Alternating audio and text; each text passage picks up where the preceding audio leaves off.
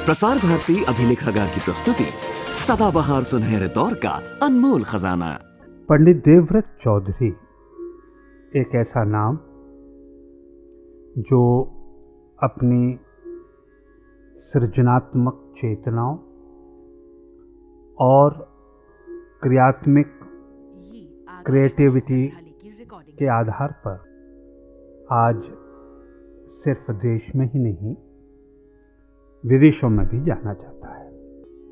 तो पंडित जी, हम आपसे कुछ ये जानना चाहेंगे कि आपकी विदेशों की यात्रा कब से प्रारंभ हुई, कहाँ कहाँ आप गए और आपके क्या वहाँ अनुभव रहे, कुछ हमें इस पर प्रकाश डालें।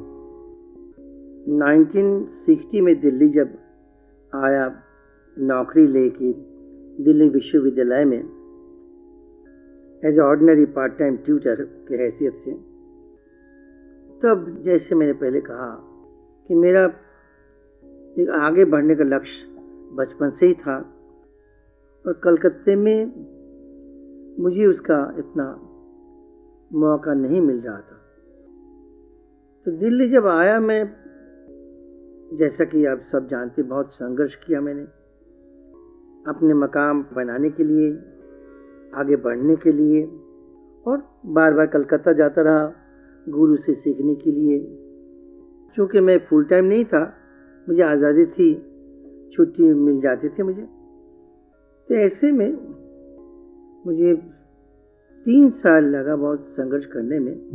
तो 64 में, जैसे मैंने पहले कहा आपको, मेरा पहला नेशनल प्रोग्राम हुआ। फिर 65 में नौकरी मिली थी जो हम जा नहीं सका मैं, त्रिपुरा में। और इन दिनों में बहुत ही सितार का बोलबाला था दुनिया भर में। तो मेरा जो बड़ा भैया जो अरुण चौधरी अभी लॉस एंजलिस में रहते हैं, वो भी रेडियो का नौकरी छोड़ के सन 61 में चले गए थे।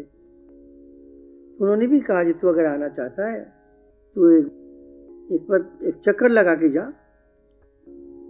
तो बहुत कम कलाकार हमारे उस वक्त विदेश में जा चुके थे।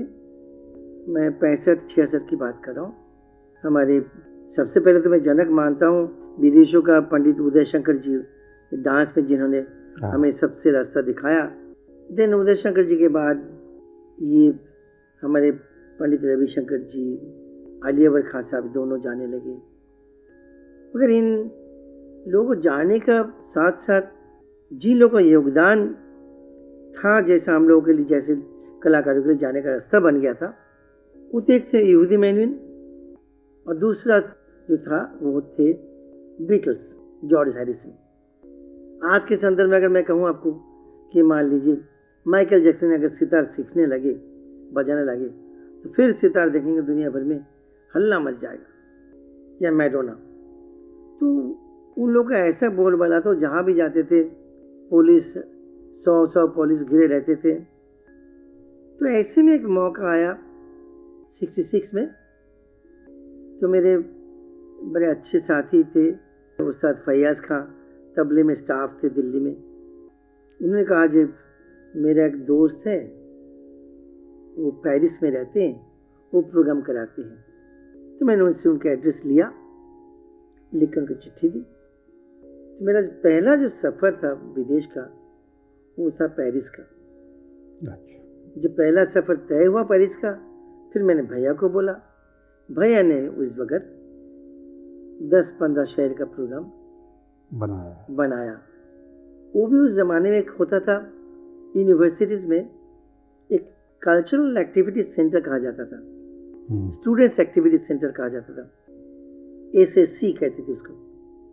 और वो लोग क्या करते, साल में उनका प्रोग्राम बना लेते थे, और वो लोग एक जगह में एक मेला लगते थे, किस कलाकार को बुलाएंगे।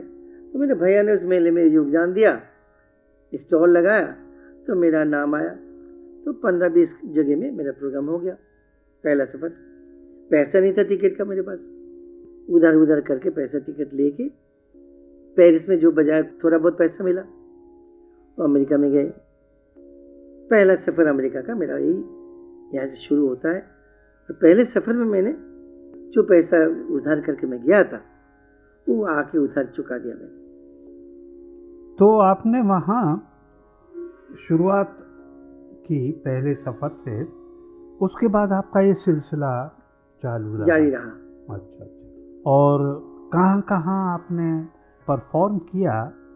और पंडित जी, मैं ये चाहूँगा कि वहाँ जो आपने संगीत की प्रचार दृष्टि रखी, वो प्रदर्शन करके या संस्थाओं में कुछ व्याख्यान करके या कुछ रिकॉर्डिंग करके आपने की? सबसे पहले देखिए, जो भी कोई जाते हैं उनका अपना ज़मीन को मजबूत बनाने पड़ते हैं। तो हमने जहाँ मिला मुझे, मैं वहीं प्रोग्राम किया। चाहे मुझे $50 मिला, मैंने किया प्रोग्राम, $500 मिला, प्रोग्राम किया। मगर एक फ़ायदा ये था कि क्योंकि मेरा भैया के ज़रिए मैं गया था तो मेरा एक प्रोटेक्शन था जो मैं कम से कम इतना पैसा मिलेगा ही मिलेगा। और कम से कम मैं, मेरा शायद रिकॉर्ड में कहूँ 135 यूनिवर्सिटीज़ में मैं लेक्चर दिया। और मेरा दिल्ली यूनिवर्सिटी रहने से क्या फ़ायदा हुआ, मैं एजुकेशनल बैकग्राउंड भी जुड़ा हुआ था। यूनिवर्सिटी के लेक्चर में हम गए, साथ साथ प्राइवेट प्रोग्राम भी करते गए। मगर आप जैसे जानते हैं विदेशों में कमर्शियल जो वायबिलिटी होते हैं वो मैनेजर होना चाहिए।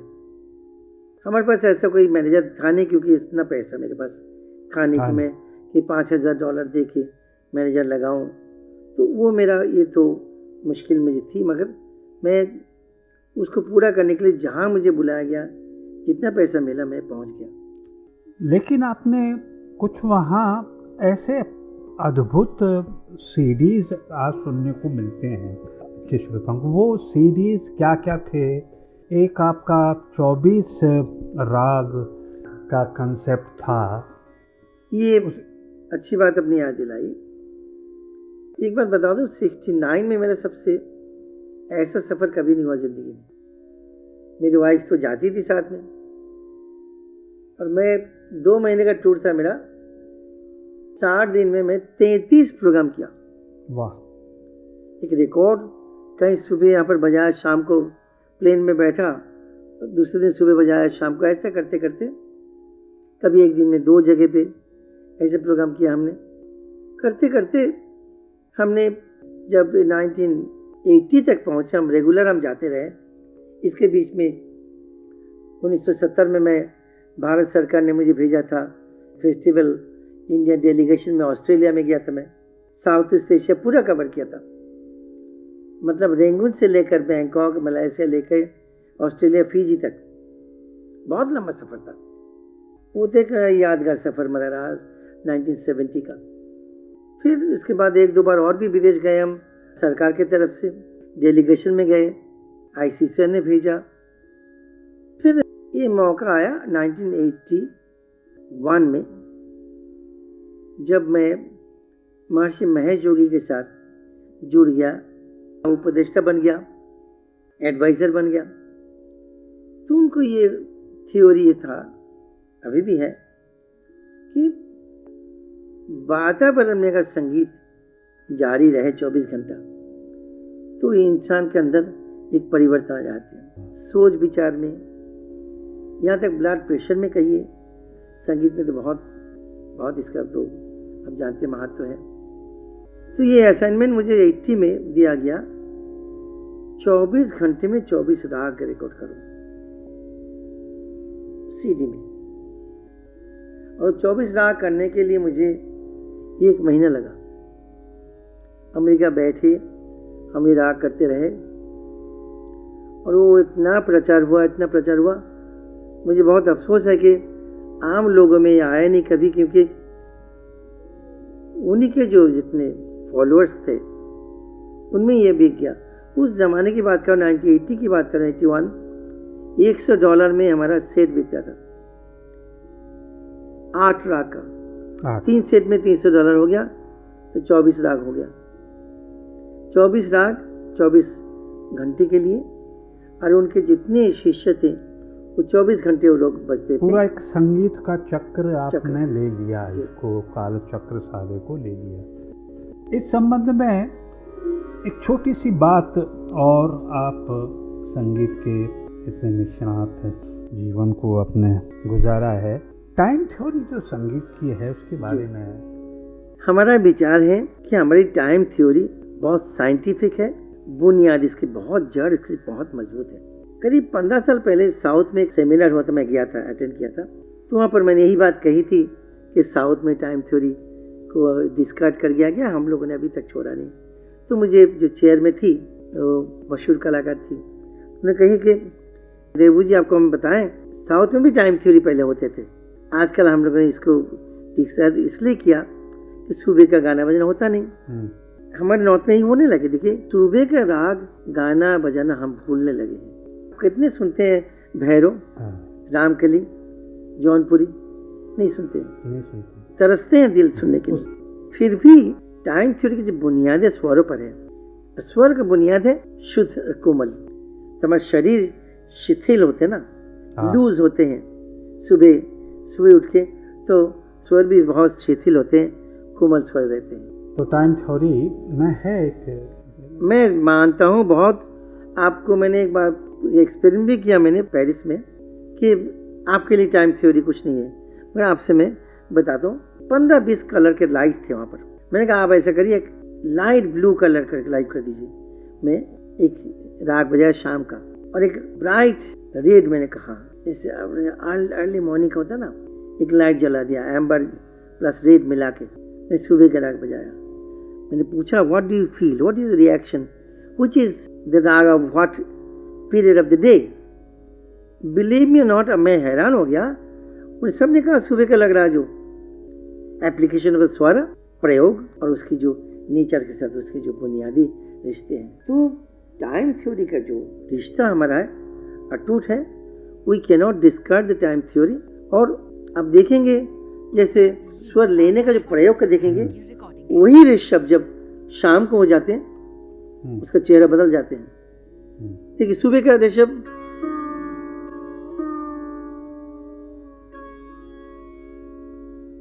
शाम में चले जाए,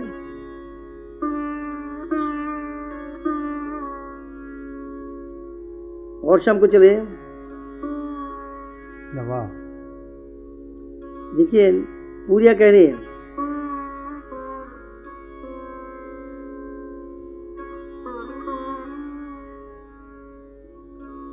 तो प्रयोग में देखिए आपको कैसे बता दिया कि प्रयोग सुबह का है, दोपहर को है। और इसी में हमारा संगीत जिंदा है कि एक ही स्वर को, एक ही मेल को, एक ही स्केल को हम कैसे प्रयोग करते हैं। प्रयोग के ऊपर हमारा सारा दारोमदार निर्भर करता है। देवी जी, आपकी जहाँ कला साधना रही और संगीत साधना से आपने ये आज ओहदा प्राप्त किया कि भारतीय संगीत आकाश में आप जैसे सितार वादक गिने जाते हैं। आपकी लेखनी भी उतनी ही प्रबल रही, ये पक्ष भी आपका बहुत प्रबल रहा जी। तो कौन कौन से आपने पुस्तकों का सृजन और किताबों का निर्माण किया?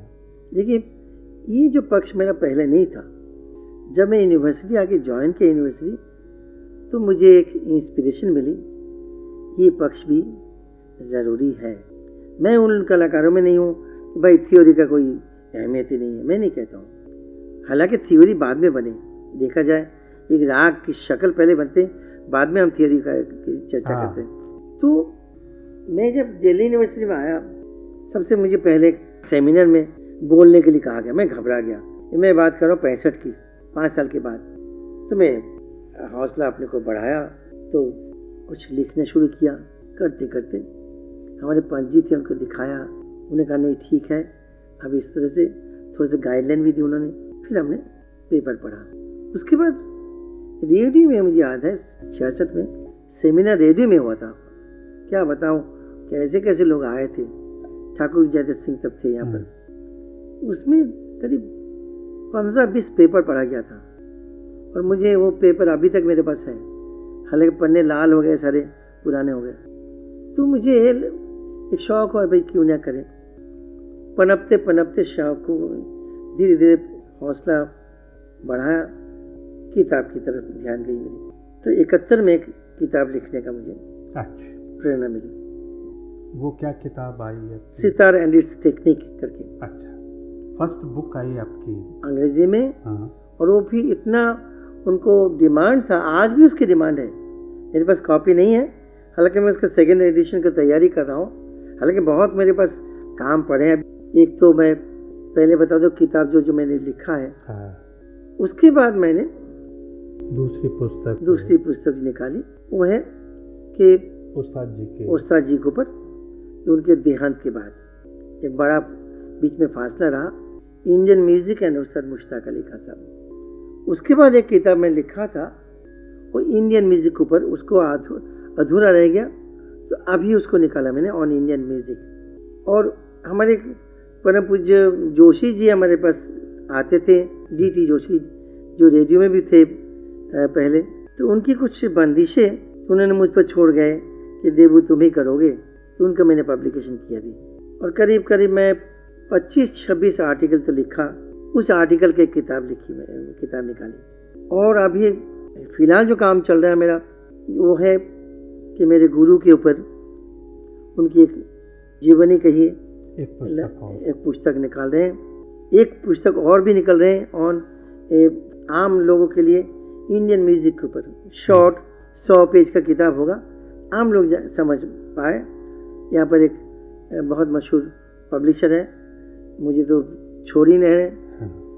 और एक जो अहम काम मैंने पहले बताया, UGC का प्रोजेक्ट था, बंदिशों की जो डॉक्यूमेंट करके उसका किताब निकालनी। एक आपके और अंतर्निहित है आपके उसमें, एक ऑटोग्राफी आप जी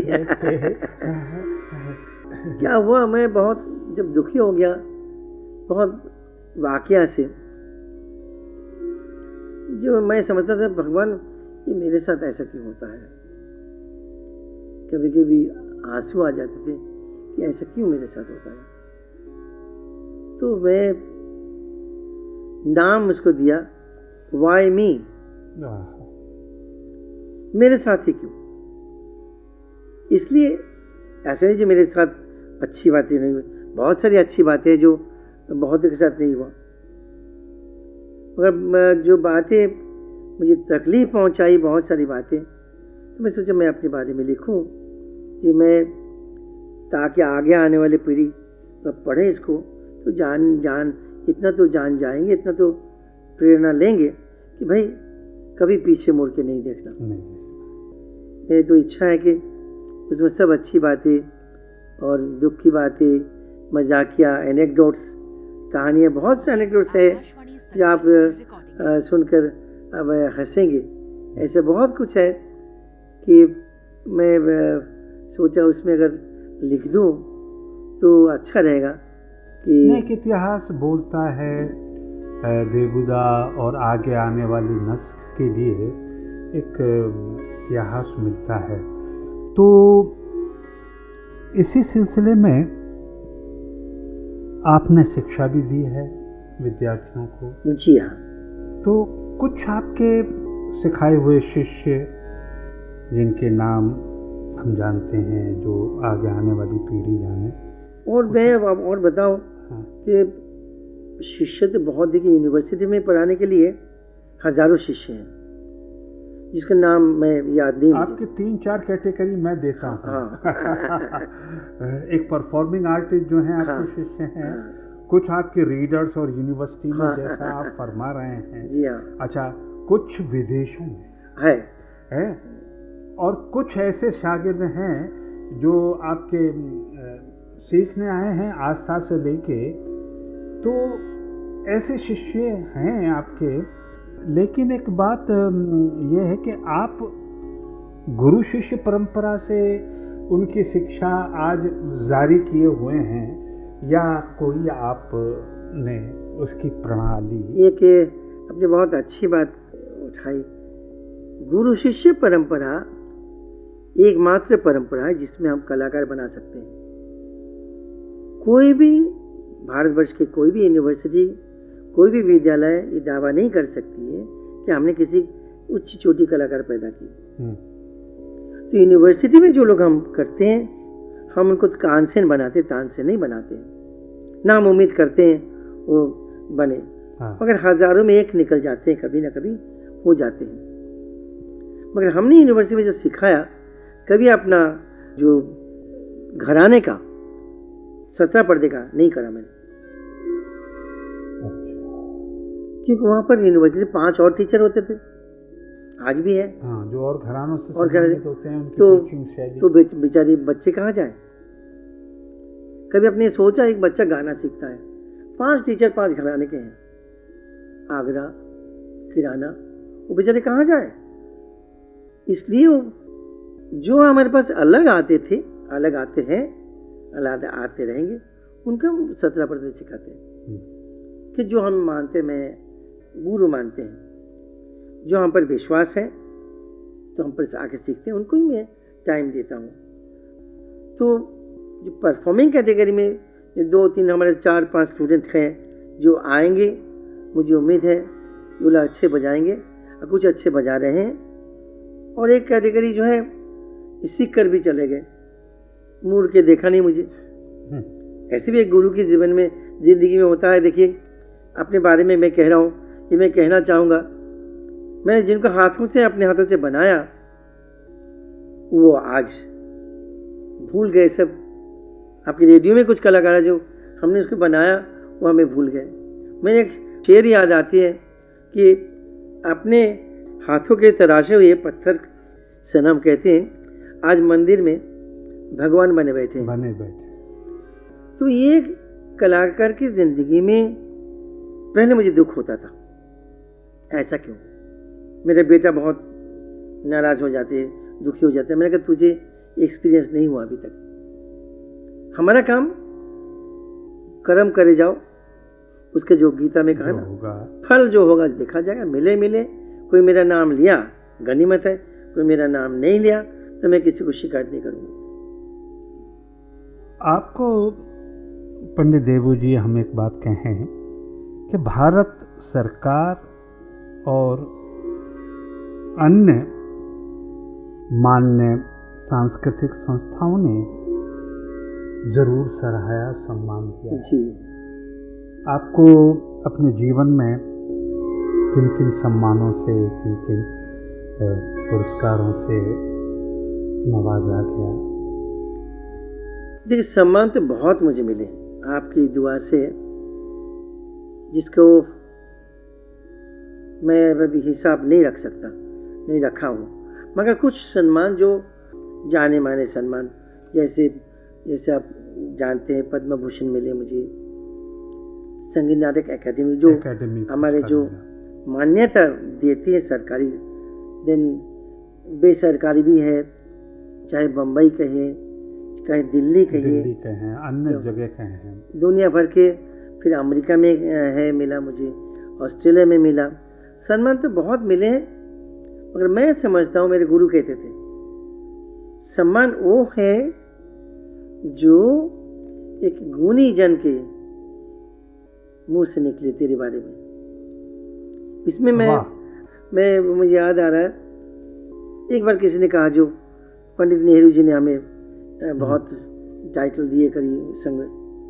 देखिए, पंडित दिलीप चंद्र बेदी जी, उस्ताद थिरकवा खां साहब, उस्ताद रहीमुद्दीन खां साहब, जो लोग आज रहे, सबके हमारे सर पे हाथ रखे, उस्ताद निसार हुसैन खां साहब, इनके आशीर्वाद और इनको वरदान सबका है, मिला है। आप एक वाकया सुनाओ। इंडिया इंटरनेशनल सेंटर में मैं बिहाग बजा रहा था, और सामने बैठे थे उस्ताद निसार हुसैन खां साहब, जो मशहूर, जिसको मेरे उस्ताद भी मानते थे। यही रेडियो में बैठे, मुझे याद आ रहे, सन 62 की बात है, उस्ताद मुश्ताक हुसैन खां साहब रामपुर वाले सुन रहे थे। मैंने कहा, खां साहब आप जाइए, मैं बजा नहीं पाऊंगा, इस इशारा क्या जोक है। गए नहीं, मैं बाहर आके मैं लड़ने लगा कि आप क्यों नहीं गए, एनओसी पे तो बैठे रहे आप। अरे बेटा, बहुत अच्छा बजा रहे हो।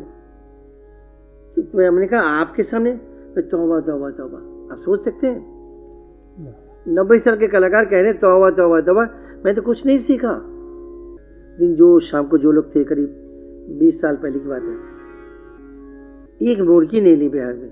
अच्छा। तो मैंने कहा खान साहब देखिए, मैं ऐसा